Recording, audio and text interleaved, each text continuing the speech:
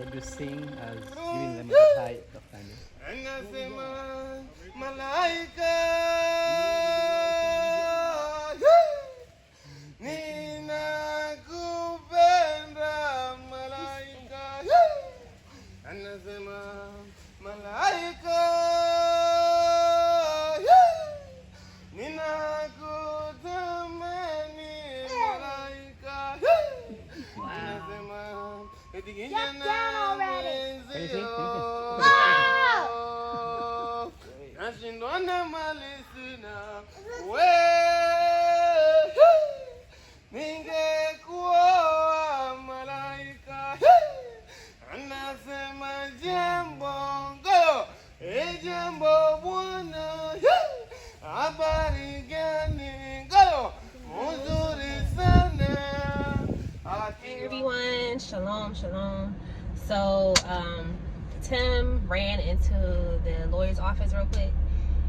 So I'm just kind of sitting in the car chilling, and I was like, let me do this video because I've been wanting to do a video for a little while on some business ideas, because a lot of people, you know, will email us or even like in our consultations, ask us or just comment on our YouTube videos asking like, what are some ways that we can generate income when we get to Africa? Because, you know, a big concern is repatriating across the country and having a way to be able to sustain yourself and your family once you get here, which is totally understandable. Like, you should definitely come here with a plan to be able to generate income, you know, even if you're waiting like 3 to 6 months before you start your business or whatever the case may be. But you definitely want to have a plan to be able to sustain yourself, because you don't want to have to go back to Babylon.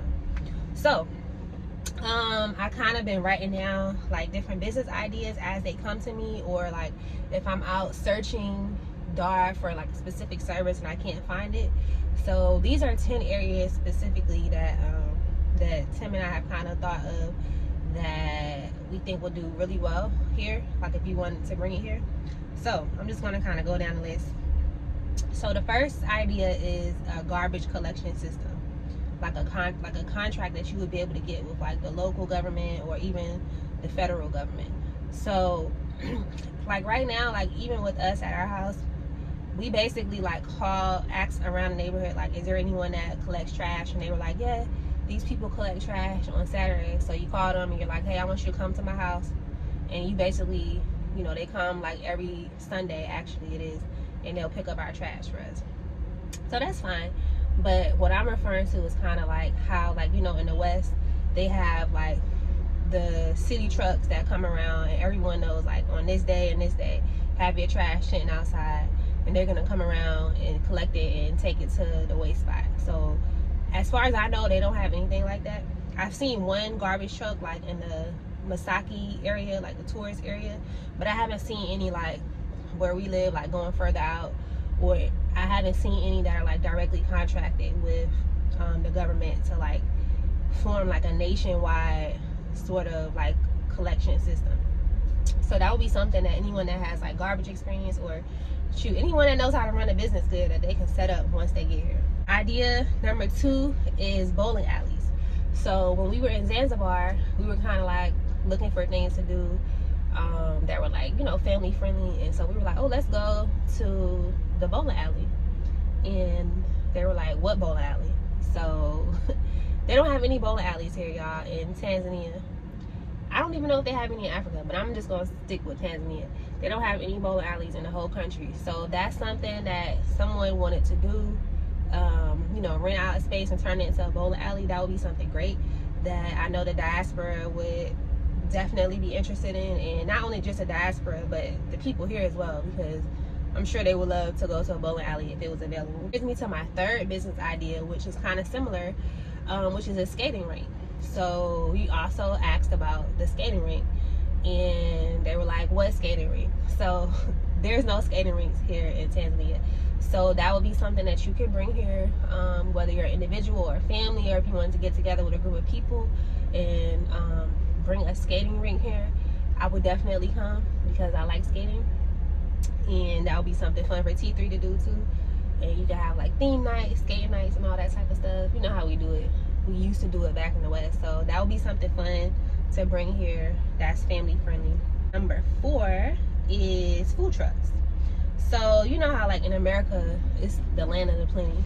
Like there's a food truck for anything, like anything you're interested in. Funnel cakes, shish kebabs, Jamaican food, anything, donuts, like whatever. They don't have any food trucks here. So like you can go to a restaurant and get different things, but like food trucks were like, they even have like used to have the app, I know back in the West, where you could like follow a particular company and see where they would be at for the day. You know, if they would be set up, where they would be set up at, and go over there and get your food, whatever. So whatever it is that you like to cook, or you know, something that you have been thinking about, you've been thinking about opening up a food truck or anything like that, that would be something that would be that you could bring here, that you would probably be like one of the first people to do that, to bring it here, a food truck. So number 5 is an arcade.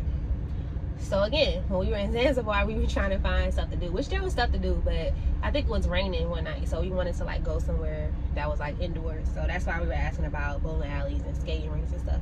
We also asked about an arcade. They don't have an arcade either, so that would be something fun for the kids to do, and not even just for the kids, for gamers, people who enjoy video games, the nostalgia of like an arcade. That would be something that you would be the first person to bring here to Tanzania. Number 6 is a cereal bar. And I know that kind of sounds weird, like what, a cereal bar? But I saw on Facebook where a lady had opened up a cereal bar. I think it was either in New York or California, I can't remember, but basically it's like a restaurant that has every single type of cereal that you could ever imagine, and you can just like order a bowl of this or mix a bowl of this and that, and then you pick your milk, you know, whether you want, you know, almond milk, cow's milk. So it's basically like a cereal bar where you can pick any different type of cereal, and cereal is not something that a lot of Tanzanians eat on a regular basis, so I know that would be something cool for them to go to, as well as something for the diaspora, because we are used to eating cereal. So go to just like kind of like a fun spot. You know, you can get you some cereal, Pop-Tarts, coffee, tea, whatever the case may be. So moving on to number 7 is a massage licensing school. So the reason why I say a school, and any type of school, like a hair care school, like a natural hair care school, a massage school, like any sort of trade that you can think of, like a specific school for that would do great here, because I haven't really seen any. And I've had a couple of massages here in Tanzania, and they just weren't really what I was expecting, for various reasons. Maybe like the cleanliness of the place, or the person doing it maybe wasn't like licensed and didn't really know what they were doing. They were just kind of like, you know, because we all give massages on the side. You know, I give him a massage, he gives me a massage, but you kind of got to know what you're doing and which points to get, and like the firmness of it and all that stuff. How to incorporate essential oils into it, hot stone massages and all that sort of stuff. Reflexology, like moving your arms and your legs and stuff. So they have like a couple of places that do that in Dar, but those are mostly like at resorts, and so you're going to be paying resort prices. But I'm just talking about like having like a school where people can come and learn from like a licensed massage therapist on, you know, like the business of massages, how to give a massage, how to keep your place up, how to get clientele, all that sort of stuff. And that would apply to like even like with a hair care school as well, like how to do hair, how to braid hair. You know, most of the African women, they know how to braid hair and all that stuff. So that would be something that probably be geared more towards a diaspora, or just people who want to be licensed, you know, Tanzanians who want to get like a license in hair care, and really learn like how to care for hair, and how to you know, use natural products as opposed to products with chemicals and stuff. Idea number 8 is a storage facility. So we had like a couple of people who were like asking about it in the groups, like how, you know, like is there any sort of storage facility? And as far as I know, there aren't any storage facilities in Tanzania. So most people, they'll just like ask a friend like if they can store like a few of their items like in a spare room or like in a garage or something. So, you know, in America, there's like storage facilities everywhere. So that would be something great to bring to Africa, to bring to Tanzania. You know, like a place where you can, where it's temperature control, pest control, where you can come and store, you know, various furniture items or whatever it is that you need to store for a period of time and get it back out. So that's another idea. Number 9 is a professional moving company. So I mean, you can still get your stuff moved around in Dar. Like if you go to like a furniture spot, they'll usually have like someone with a pickup truck who can transport whatever you get from there to your house or your apartment. But I'm referring to more of like somewhere like a professional moving company that has like the bigger trucks, because if you're getting like just like a couch or like a stove, that the pickup trucks that they have are fine. But if you're like transporting, like if you're buying like your whole house for the day, like you got a stove, fridge, couch, TV, and all that stuff, you're gonna be making a lot of trips on the pickup truck. So if there was like a professional moving company where you can hire a truck or hire some movers to come and to, you know, grab all your things and bring it to your house, or even you could call someone and if you need to move out, you know, call them and say, hey, you know, I'm moving like an entire house and I need, you know, this size truck at this time and X amount of movers, and they'll come and move your stuff from point A to point B. So that's another idea that I have not seen here. The last idea is a U-Haul type of a place. So this is kind of going along with the professional moving company, but it's different because some people may not want to hire movers. They may not want to spend the money on hiring professional people to do it when they can do it themselves.